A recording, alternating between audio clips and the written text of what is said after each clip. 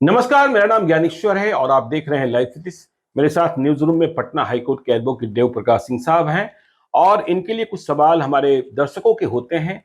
और एक सवाल जो है आज हम लेंगे, देव प्रकाश जी, सवाल महिलाओं का ही है, लड़कियों का ही है कि देखिए, अपने यहाँ विवाह, हिंदू विवाह में माना तो यह जाता है कि जिसके मांग में आपने सिंदूर भर दिया वह आपकी पत्नी हो गई।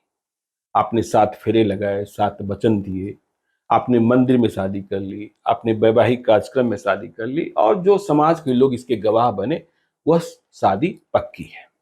लेकिन आजकल यह कहा जाने लगा है कि यदि आपने मंडप में, मरवा में शादी कर ली है, तब भी अपनी शादी को रजिस्टर्ड करा लें, या यह भी कहा जा रहा है कोर्ट मैरिज भी करा लें। रजिस्ट्रेशन ऑफ मैरिज की जरूरत क्यों पड़ गई है और इसकी वैधानिकता क्या है और यह किस तरीके से फायदेमंद है? देखिए, मैरिज में जो गवाह का सिस्टम है, एक कोई साक्ष्य होना जी। चाहिए, एक आदमी, ज्यादा नहीं होना चाहिए। शादी में बहुत सारे लोग होते हैं, उसकी भी जरूरत नहीं है। जी। और जो अनुष्ठान, मंत्र और अग्नि फेरा, इसका भी कहीं कोई नियम कानून से कोई लेना देना नहीं है। लॉ से नहीं ये लेना सब देना। अनुष्ठानिक चीजें हैं जो जी। आपके संस्कृति में, आपके वेद पुराण में लिखे, उसको आप पालन कर रहे हैं, परंपरागत पालन कर रहे हैं। जी। जो मैरिज में है कि एक पुरुष और एक स्त्री के बीच कॉन्ट्रैक्ट है, एक ने प्रस्ताव दिया और एक ने उसको स्वीकार किया, जी। और दोनों स्वीकार कर लिया, दोनों बीच में गवाह हो गए कि हमने स्वीकार। अभी जो आपके यहाँ जो जयमाल होता है, वर्चुअली वही मैरिज एंड कर गया। जी। उसके बाद जो अग्नि फेरा और ये सब जो कार्यक्रम है, वो केवल जस्ट एक विधि विधान है, और विधि विधान को मैरिज के वैलिडिटी पर कुछ लेना देना उससे नहीं होता। पहला मामला तो ये। दूसरा मामला ये हुआ कि जब हिंदू मैरिज एक्ट आया तो सेक्शन 8 में मैरिज रजिस्ट्रेशन की व्यवस्था कर दी गई। उसमें कहा गया कि हर एक जिला में एक मैरिज रजिस्ट्रेशन रजिस्ट्रार होगा। जैसे जमीन की आप रजिस्ट्री करते हैं, उसी रजिस्ट्री ऑफिस में रजिस्ट्रार दूसरे बैठते हैं जहाँ मैरिज का रजिस्ट्रेशन होता है।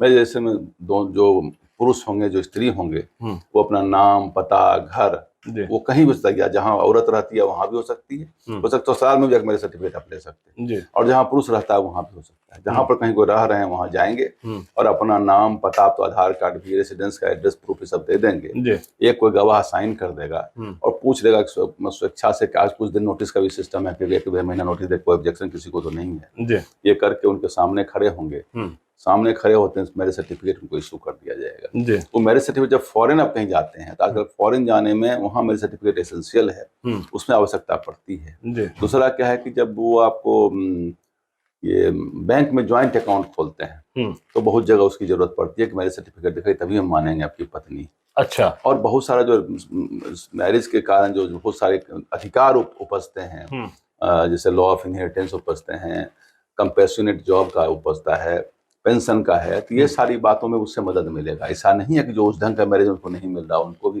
अभी तक कंपलसरी नहीं हुआ है कि आप तो वो, बल्कि जिनका मैरिज पहले से, हमारा आपका मैरिज भी अगर पहले से हो गया है तो हम भी एक सर्टिफिकेट ले सकते हैं। ऐसा नहीं जब मैरिज सोलमनाइज करना तभी सर्टिफिकेट आप ले सकते हैं। सर्टिफिकेट वो भी ले सकते हैं जिनका मैरिज पहले हो गया, वो जाएंगे, भाई हम इतने दिन से मैरिड हैं, हमारा सर्टिफिकेट हमको दे दिया, दोनों पति पत्नी हम लोग हैं, सर्टिफिकेट जाके ले सकते हैं। That is nothing but a registration of the marriage, nothing else. नहीं, ये बताइए कि रजिस्ट्रेशन ऑफ मैरिज की बात हो रही है, आपने कहा आजकल बैंक अकाउंट खोलने के लिए, ज्वाइंट बैंक अकाउंट खोलने के फॉरेन जाएंगे, लिए, या फिर पासपोर्ट के लिए, इसके लिए आवश्यकता होती है और हर जिले में रजिस्ट्रार नियुक्त किए गए हैं।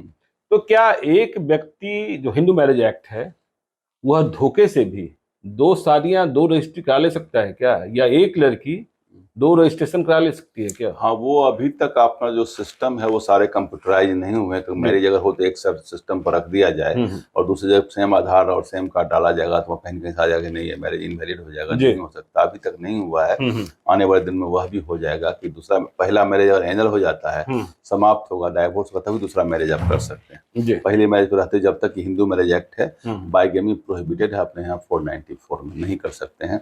झूठ बोल करके, छल छद में कहीं गलत बोल के शादी आप करते हैं तो वो शादी जो बाद वाली शादी होगी वो इनवैलिड मानी जाएगी। जी। तो देखिए, आपने समझाई कि ऐसे भी सक्सेशन के लिए जिस तरीके के विवाद आजकल आते हैं, एक ही मर्द की कई पत्नियां सामने चली आती हैं, तो यह सुझाव सभी के लिए है कि अभी पेंशन में इस ढंग की बात है, जो समय जब हस्बैंड का डेथ हो जाता है तो पेंशन में केवल दो औरत खड़ी हो जाती है कि हमें पेंशन चाहिए, उसमें बहुत सारे इस ढंग के विवाद आते हैं। उसमें मामला वही कि जो वैलिड मैरिज अगर पहले का है, लेकिन पहले का मैरिज है, सोलेमनाइजेशन ढंग से नहीं हुआ, उसको प्रूफ नहीं है, और दूसरे मैरिज का प्रूफ है, तो दूसरा वाली जो वाइफ है उसी को मिल जाए। मंदिरों में हुई शादी का क्या महत्व है? सोलेमनाइजेशन है और कुछ नहीं, कुछ नहीं। ठीक है, कानूनी तो कुछ है? कानूनी कुछ नहीं, कोई गवाह है, अगर साइन पे तो रह रहा है तो लोग साथ में रह रहे हैं, कोई दिक्कत। तो आपने समझा, देखिए आज की तारीख घरों में शादी माँ बाप करते हैं वो भी वही है। हाँ, तो आपने समझा कि जो 7 वचन दिए जाते हैं वो भी तो बड़ा महत्वपूर्ण है। उसका कोई मैरिज लॉ से, हिंदू मैरिज एक्ट से कोई लेना देना नहीं है। तो आपने समझा कि किस तरीके से रजिस्ट्रेशन ऑफ मैरिज आज समय की जरूरत है। यदि आप शादी कर रहे हैं या शादी कर चुके हैं और आपको आगे कई कानूनी प्रक्रियाओं से गुजरना पड़ सकता है, कभी विदेश जाना हो सकता है, कभी अपनी पत्नी को ले जाना पड़ सकता है, पासपोर्ट में नेम चेंजेस की जरूरत होती है, तो अपनी शादी को रजिस्टर जरूर करा लें। तो ये वीडियो आपके लिए, निश्चित तौर पर यह वीडियो आपको जरूर पसंद आया होगा। और अब तक आपने यदि हमारे YouTube चैनल लाइफ सिटी को सब्सक्राइब नहीं किया है, जरूर कर लीजिएगा। और यदि इस वीडियो को आप फेसबुक पेज के माध्यम से देखें तो पेज को लाइक कीजिएगा, ट्विटर पर भी फॉलो कीजिए। धन्यवाद।